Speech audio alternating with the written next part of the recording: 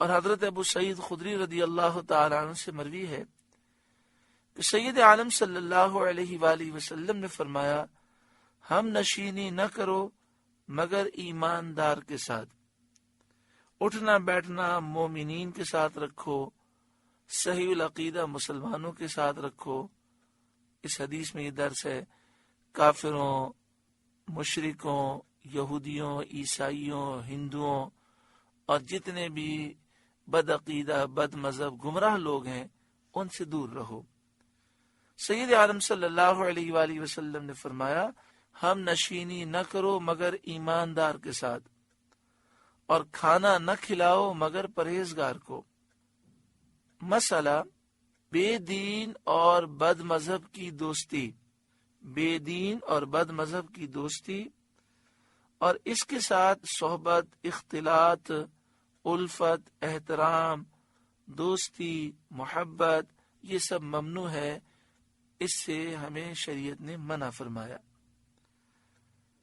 عام طور پر ہم دیکھتے ہیں یہ ہے کہ لوگ برے دوستوں سے دور نہیں رہتے، پھر ہوتا یہ ہے کہ یہ برے دوست برائی کی طرف لگا دیتے ہیں۔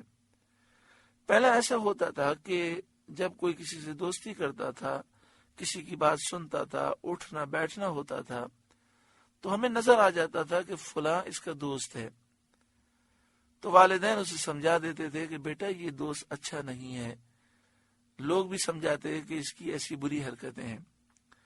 لیکن اب جو انٹرنیٹ کا زمانہ ہے، واٹس ایپ اور فیس بک کے ذریعے سینکڑوں ہزاروں جو دوست بنا لیے گئے ہیں، اور وہ عجیب و غریب قسم کے وسوسے ڈالتے ہیں۔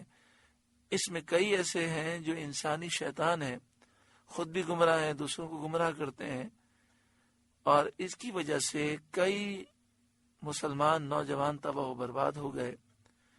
دعا کریں اللہ تبارک و تعالی ہر مسلمان کو برے دوستوں سے محفوظ فرمائے، اور اللہ رب العالمین ہر ایک کو اچھے دوست عطا فرمائے جو سچے پکے سنی صحیح العقیدہ ہوں، یا رسول اللہ کہنے والے ہوں، کھڑے ہو کے صلاۃ و سلام پڑھنے والے ہوں، شریعت کے پابند ہوں، نمازی ہوں، پرہیزگار ہوں۔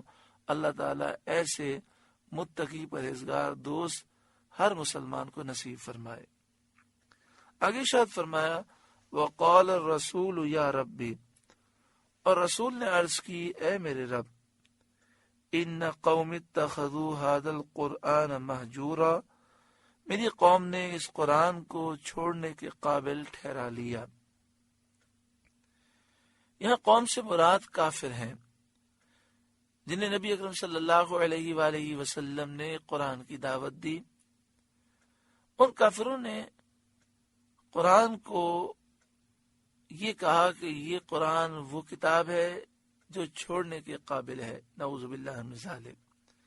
کسی نے قرآن کو سحر، جادو کہا، کسی نے شعر، اور وہ لوگ ایمان لانے سے محروم رہے۔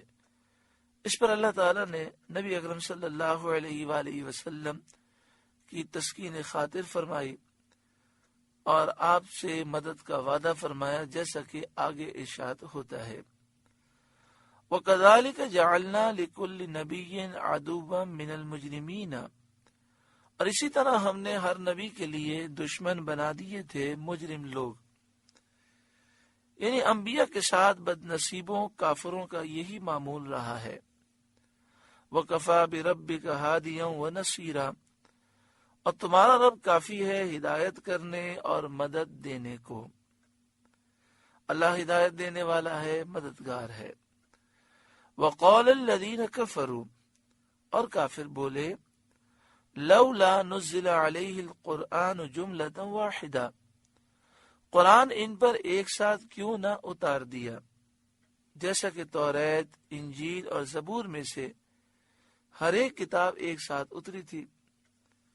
کفار کا یہ اعتراض بالکل فضول اور محمل ہے، کیونکہ قرآن کریم کا معجزہ محتج بھی ہی ہونا ہر حال میں یکساں ہے، چاہے یک بارگی نازل ہو یا بتدریج۔ یعنی قرآن پاک معجزہ ہے، ایک ساتھ نازل ہو تب بھی معجزہ ہے، آہستہ آہستہ نازل ہو تب بھی معجزہ ہے۔ بلکہ بتدریج نازل فرمانے میں، آہستہ آہستہ نازل فرمانے میں اس کے اعجاز کا اور بھی کامل اظہار ہے۔ اعجاز کا مطلب ہوتا ہے قرآن پاک نے سب کو عاجز کر دیا، اور قرآن پاک کا مقابلہ کرنے سے سب عاجز ہو گئے۔ تو چونکہ قرآن پاک بتدریج نازل ہوا تو یہ بات مزید واضح ہو گئی۔ جب ایک آیت نازل ہوئی اور تحدی کی گئی، چیلنج کیا گیا کہ اس جیسی ایک آیت بنا کے دکھاؤ، اور مخلوق کا اس کے مثل بنانے سے عاجز ہونا ظاہر ہوا، سارے لوگ اس کی مثل نہ بنا سکے۔ پھر دوسری اتری، اسی طرح اس کا اعجاز ظاہر ہوا۔ اس طرح برابر آیت آیت ہو کر قرآن پاک نازل ہوتا رہا، اور ہر دم اس کی بے مثالی اور مخلوق کی عاجزی ظاہر ہوتی رہی۔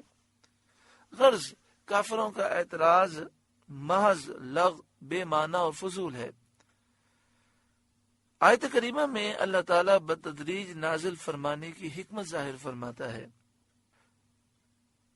وَقَالَ الَّذِينَ كَفَرُوا لَوْلَا نُزِّلَ عَلَيْهِ الْقُرْآنُ جُمْلَةً وَاحِدَةً، اور کافر بولے قرآن ان پر ایک ساتھ کیوں نہ اتار دیا؟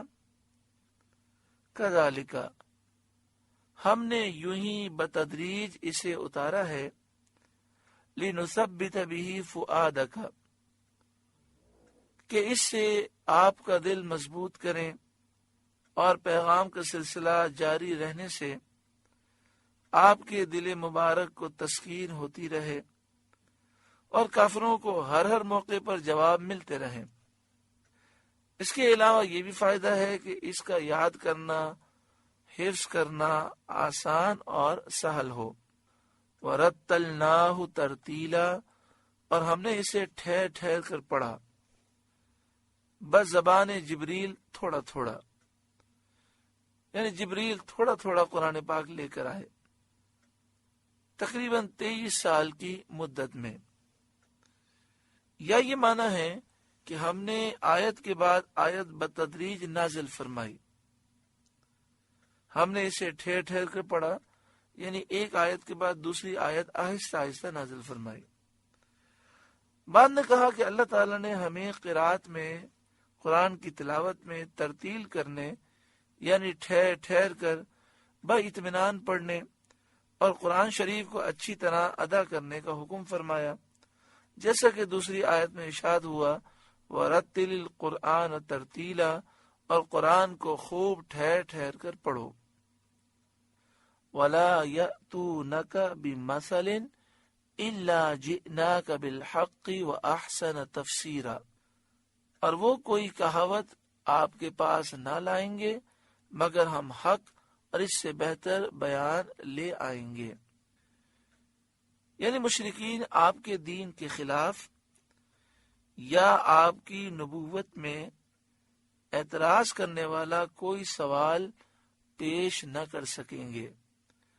اگر انہوں نے کوئی بھی ایسا اعتراض پیش کیا آپ کے دین کے خلاف، آپ کی نبوت کے خلاف، تو ہم حق کو نازل فرمائیں گے اور بہتر بیان اور جواب نازل فرمائیں گے۔ الذین یحشرون علی وجوہہم الی جہنم، وہ جو جہنم کی طرف ہانکے جائیں گے اپنے منہ کے بل۔ اولئک شر مکانا واضل سبیلا، ان کا ٹھکانہ سب سے برا اور وہ سب سے گمراہ۔ جو لوگ جہنم کی طرف کھینچے جائیں گے، ہانکے جائیں گے منہ کے بل، ان کا ٹھکانہ سب سے برا ہے اور وہ سب سے بڑھ کر گمراہ ہے۔ حدیث شریف میں ہے کہ آدمی قیامت کے دن 3 طریقے پر اٹھائے جائیں گے۔ ایک گروہ سواریوں پر، کچھ لوگ ہوں گے جنہیں جب وہ قبروں سے اٹھیں گے تو سواریوں پر سوار کیا جائے گا۔ ایک گروہ پیدل ہوگا، اور ایک جماعت منہ کے بل گھسٹتی، وہ منہ کے بل گھسٹ گھسٹ کر چلیں گے۔